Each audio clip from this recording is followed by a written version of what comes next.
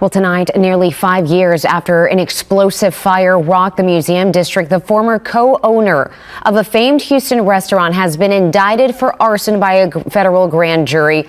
The Turkey Leg Hut's Lynn Price and others allegedly targeted Bar 5015 and Price's own business partner. KPRC2's Bryce Newberry was in the federal courthouse today when Price made his first appearance. Early in the morning, June 12, 2020, surveillance video showed the masked men dumping cans of gas on the deck at Bar 5015 on Alameda.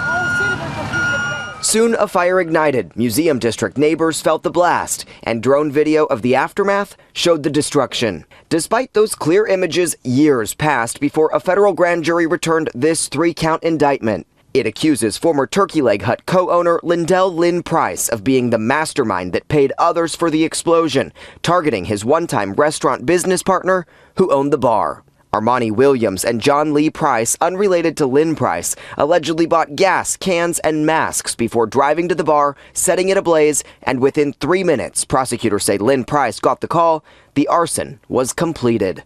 John Lee Price's attorney. This is a classic example of being very mindful of the company that you keep. Sometimes the company that you keep can get you in trouble.